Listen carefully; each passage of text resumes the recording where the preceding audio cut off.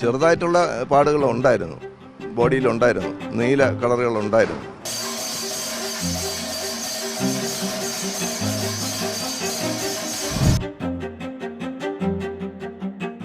ഞങ്ങൾ ഇതിനു മുമ്പ് ഈ 2 കൊല്ലം മുമ്പ് ഒരു പ്രശ്നം നടന്നായിരുന്നു. ആ സമയത്ത് അവൻ ഒരുപാട് ദുഃഖങ്ങൾ പറഞ്ഞിട്ടുണ്ടായിരുന്നു. അവൻ്റെ കൊച്ചുങ്ങളെ കാണാതെ അവന് കഴിയാൻ പറ്റൂല എന്ന രീതിയിൽ അവൻ സംസാരിച്ചിട്ടുണ്ടായിരുന്നു.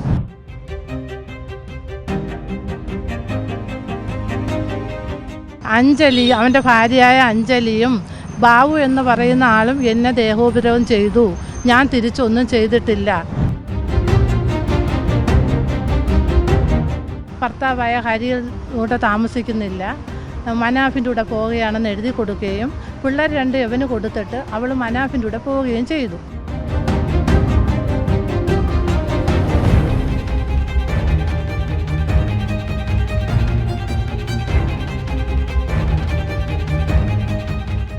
നമസ്കാരം.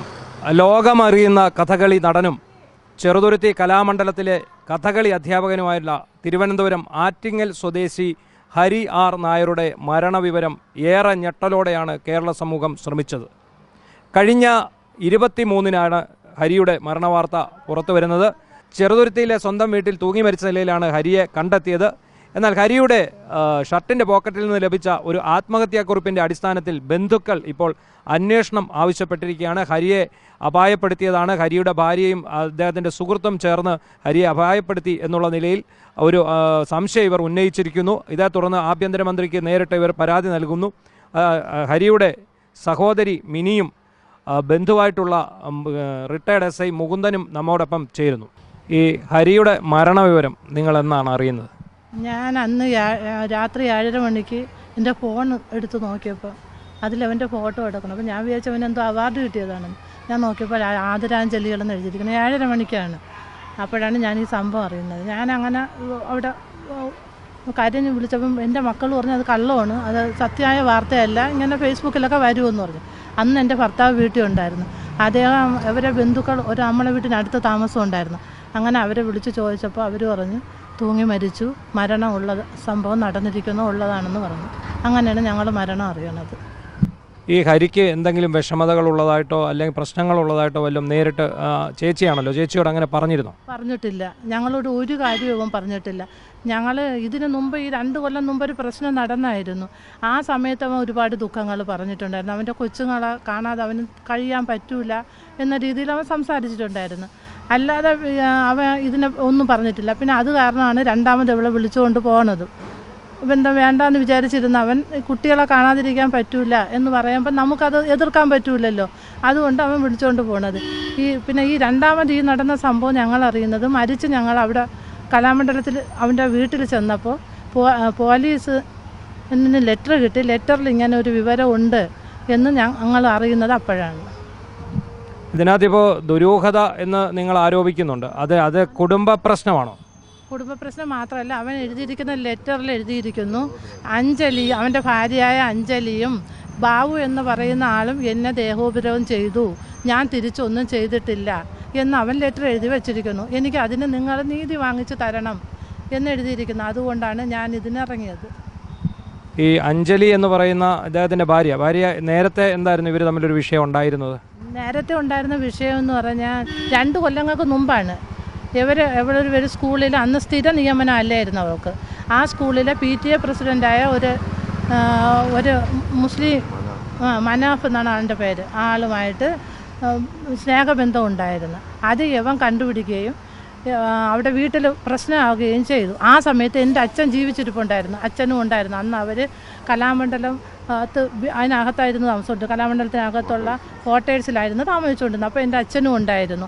അതുകൊണ്ട് നമ്മൾ വിശദമായി അറിയുമായിരുന്നു. അങ്ങനെ ഇവൻ വിളിക്കുകയും ബാക്കിൽ നിന്ന് മനാഫ് ഈ വീട്ടിൽ വരികയും ഇവരെല്ലാവരും കൂടെ ചെറുതുരുത്തി പോലീസ് സ്റ്റേഷനിൽ പോവുകയും അപ്പോൾ അവൾ അവിടെ എഴുതി കൊടുത്ത് ഭർത്താവായ ഹരിയുടെ കൂടെ താമസിക്കുന്നില്ല, മനാഫിൻ്റെ കൂടെ പോവുകയാണെന്ന് എഴുതി കൊടുക്കുകയും പിള്ളേർ 2 എവന് കൊടുത്തിട്ട് അവൾ മനാഫിൻ്റെ കൂടെ പോവുകയും ചെയ്തു.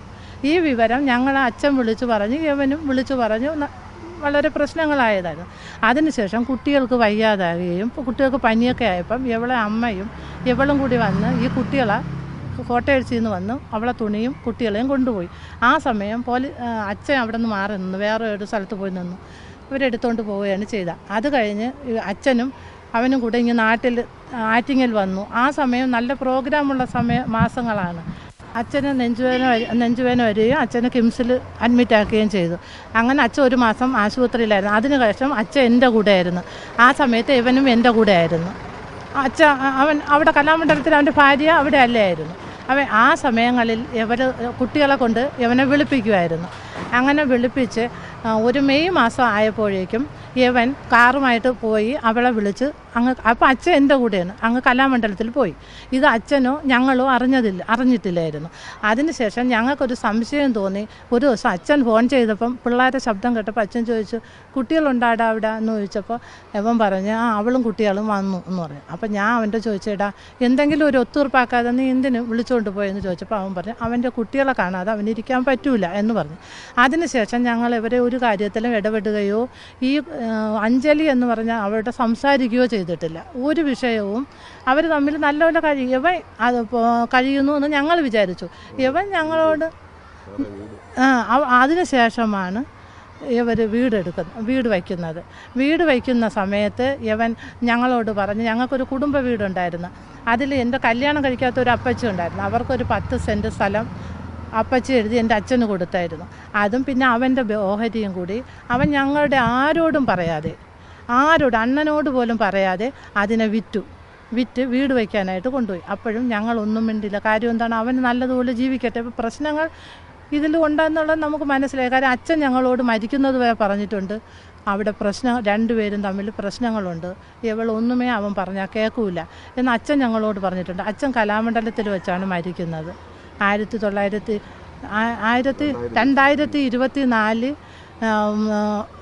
സെപ്റ്റംബർ 6 അച്ഛൻ മരിക്കുന്നു. അതുവരെ ഞങ്ങൾക്ക് എല്ലാ വിവരങ്ങളും അറിയാം. അതിനുശേഷം ഇവർ വീട് വയ്ക്കുന്നു, പാല് കാച്ചി ഇവർ പുതിയ വീട്ടിലോട്ട് താമസം മാറ്റുന്നു. ആ സമയത്താണ് വസ്തു വിൽക്കുന്നത്. ഇതിനു വേണ്ടി എന്നാണ് വിൽക്കുന്നത്, വീട് വയ്ക്കാൻ വേണ്ടി. ഞങ്ങളോട് ഒരു 100 വർഷം പഴക്കമുള്ള ഒരു പഴയ വീട്, അതാണ് അവർ വിറ്റ് കളഞ്ഞത്. ഒരു തറവാട് വീട്, അത് വിറ്റു കൊണ്ടുപോയി. അതിൽ ഞങ്ങളൊന്നും പറഞ്ഞില്ല. അപ്പം ഇതിന് ശേഷം ഞങ്ങൾ അവന് ശേഷം ഇവിടെ തിരുവനന്തപുരം ജില്ലയിൽ എവിടെ കളിയുണ്ടെങ്കിലും അവൻ എൻ്റെ വീട്ടിലാണ് നിൽക്കണം. ആ സമയങ്ങളിൽ ഇവ ഒന്നുമേ എൻ്റെ കൂടെ പറഞ്ഞിട്ടില്ല, ഞങ്ങളുടെ ഒന്നും പറഞ്ഞിട്ടില്ല. ഈ മരിക്കുന്നതിൻ്റെ തലേ ദിവസം ഞാൻ വൈകുന്നേരം അവനെ വിളിച്ചപ്പോൾ അവൻ പറഞ്ഞു, എടി ഞാൻ പിന്നെ വിളിക്കാം എന്ന് പറഞ്ഞു. പിന്നെ ഞാൻ അറിയണത് അവൻ മരിച്ച വിവരമാണ്. ഹരിയുടെ ബന്ധുവായിട്ടുള്ള റിട്ടയർഡ് SI മുകുന്ദൻ, അദ്ദേഹം നമ്മോടൊപ്പം ചേരുന്നുണ്ട്. ഈ വിഷയത്തെക്കുറിച്ച് ഇപ്പോൾ ഇങ്ങനെ നമ്മൾ ഒരു സംശയം വരാൻ കാരണം ഈ സൂയിസൈഡ് നോട്ട് കണ്ടതിനെ തുടർന്നാണല്ലോ നമ്മൾ പോലീസിന് ഇപ്പോൾ പരാതി കൊടുക്കാൻ തയ്യാറായിരിക്കും. നമ്മൾ മരണ വിവരം ഞങ്ങളെ അറിയിച്ചില്ല. ഞങ്ങൾ അറിഞ്ഞാണ് അവിടെ ചെന്ന് തൃശ്ശൂർ മെഡിക്കൽ കോളേജിൽ രക്തബന്ധുക്കളുണ്ടെങ്കിൽ ബോഡി പോസ്റ്റ്മോർട്ടം ചെയ്യുമെന്ന് പറഞ്ഞു. അങ്ങനെയാണ് ഞങ്ങൾ അവിടെ ചെന്നത്. അവിടെ ഇൻക്വസ്റ്റ് നടപടികൾ നടത്തിക്കൊണ്ടിരിക്കുന്ന അവസരത്തിൽ ബോഡി അവൻ്റെ ഷർട്ടിൻ്റെ പോക്കറ്റിൽ നിന്നൊരു എഴുതിയ മരണക്കുറിപ്പ് കിട്ടി. അതിൽ എൻ്റെ മരണത്തിന് ഉത്തരവാദികൾ അഞ്ജലിയും ബാബുവാണെന്നും എന്നെ ദേഹോദ്രവം ഏൽപ്പിച്ചെന്നും എനിക്ക് നീതി വാങ്ങിത്തരണമെന്നും എഴുതിയിരുന്നു. അപ്പോൾ അപ്പോഴാണ് നമുക്ക് ഇതിനെക്കുറിച്ച് സംശയം ഉണ്ടായത്. അതുകൊണ്ടാണ് ഒരു കറക്റ്റായിട്ടുള്ള ഒരു അന്വേഷണം നടത്തി ഒരു നീതി ഉറപ്പാക്കണമെന്നാണ് ഞങ്ങളുടെ ആവശ്യം. ഈ ആത്മഹത്യാക്കുറിപ്പിൻ്റെ അടിസ്ഥാനത്തിൽ സാധാരണ പോലീസ് ഒരു അന്വേഷണം നടത്താറുള്ളതല്ലേ? അപ്പോൾ താങ്കളൊരു റിട്ടയർഡ് SI ആണ്. അപ്പോൾ അങ്ങനെ ഒരു അന്വേഷണം ഈ പോലീസിൻ്റെ ഭാഗത്തു നിന്ന് ഉണ്ടായിട്ടുണ്ടോ? ഇതുവരെ അങ്ങനെ ഒരു അന്വേഷണം നടന്നതായിട്ട് അറിയാൻ കഴിയുന്നില്ല. ഞങ്ങളെയൊന്നും വിളിച്ചു ചോദിച്ചിട്ടില്ല. ഞങ്ങൾ ഇൻക്വസ്റ്റിലെ 9ാം കോളത്തിൽ പറഞ്ഞിട്ടുണ്ട്. ഞാൻ എൻ്റെ സംശയം പറഞ്ഞിട്ടുണ്ടായിരുന്നു. ഇത് സംശയമുണ്ട്, ഇങ്ങനെ ഈ ദേഹോദ്രവം ഏൽപ്പിച്ചതായിട്ടും ഉത്തരവാദികളെ പറയാൻ പ്രേരണയും കാര്യങ്ങളൊക്കെ ഉള്ളതാണ് എന്ന് ഞാൻ പറഞ്ഞിട്ടുണ്ടായിരുന്നു. അപ്പം സാർ അത് രേഖപ്പെടുത്തിയിട്ടുണ്ട് അതിൽ. പക്ഷേ പിന്നെ വേറെ മറ്റു നടപടികളൊന്നും ഇതുവരെ ഉണ്ടായിട്ടില്ല. നിങ്ങളിത് സംബന്ധിച്ച് പിന്നീട് ഈ ചെറുതുരുത്തി പോലീസാണ് അവിടെ ബന്ധപ്പെട്ടിരുന്നോ? ചെറുതുരുത്തി പോലീസ് സ്റ്റേഷനിൽ ഫോൺ ചെയ്ത് പറഞ്ഞു, അല്ലാതെ പിന്നെ ഞങ്ങൾ അങ്ങ് പോയിട്ടില്ല. ഈ ഹരി അഞ്ജലിയും തമ്മിലുള്ള വിവാഹം കഴിഞ്ഞിട്ട് ഇപ്പോൾ എത്ര വർഷമായി? 17 വർഷത്തോളമാവും. 17 വർഷമാവും. ഈ വിവാഹത്തിൻ്റെ തുടക്കകാലം തൊട്ടേ ഇവർ തമ്മിൽ പ്രശ്നങ്ങളുള്ളതായിട്ട് അറിയാമോ? ഇല്ല, തുടർകാലത്തൊന്നും പ്രശ്നമുള്ളതായിട്ട് അറിയില്ല. ആദ്യം അവൾ വീട്ടിലായിരുന്നു. അത് കഴിഞ്ഞാണ് കലാമണ്ഡലം കോട്ടേഴ്സിലേക്ക് താമസം മാറ്റുന്നത്. ആ സമയങ്ങളിലും പ്രശ്നങ്ങളൊന്നും ഉള്ളതായിട്ട് നമുക്ക് അറിഞ്ഞുകൂടാ. പിന്നെ അത് കഴിഞ്ഞ് ഞങ്ങളുടെ അമ്മ മരിച്ച് അച്ഛന് വയ്യാതായി. അച്ഛൻ അവരെ കൂടെ താമസിക്കാൻ പോയപ്പം അച്ഛൻ അവിടെ നിൽക്കണേൽ അവർക്ക് അത്ര ഇഷ്ടക്കേടുണ്ടായിരുന്നു. ആ സമയങ്ങളിൽ അച്ഛൻ ഞങ്ങളോട് പറയുമായിരുന്നു, ഇങ്ങനെ പ്രശ്നങ്ങളുണ്ട് ഉണ്ട് എന്ന് ഞങ്ങളോട് പറയുമായിരുന്നു. അല്ലാതെ ഞങ്ങൾക്ക് അറിഞ്ഞുകൂടാ. ഈ ഹരിയെ അപായപ്പെടുത്തിയതാണ്, അത് ആത്മഹത്യയാണോ അപായപ്പെടുത്തിയാണോ എന്നുള്ളൊരു സംശയമുണ്ടോ? സംശയമുണ്ട്. അപ്പോൾ അതാണ് നമുക്ക് പിന്നെ സംശയം വന്നത്. ഇത് എന്താണെന്നുള്ള അതാണ് ഒരു അന്വേഷണം നടത്തി അതിൻ്റെ കൃത്യമായിട്ടുള്ള സംഭവം കണ്ടുപിടിക്കുന്നതിന് വേണ്ടിയാണ് ഒരു അന്വേഷണം നമ്മൾ അപേക്ഷ കൊടുത്തിരിക്കുന്നത്. ഈ ഇൻക്വസ്റ്റിൽ ദേഹത്ത് മർദ്ദനമേറ്റ പാടുകളോ അങ്ങനെ എന്തെങ്കിലും ഉണ്ടായിരുന്നു?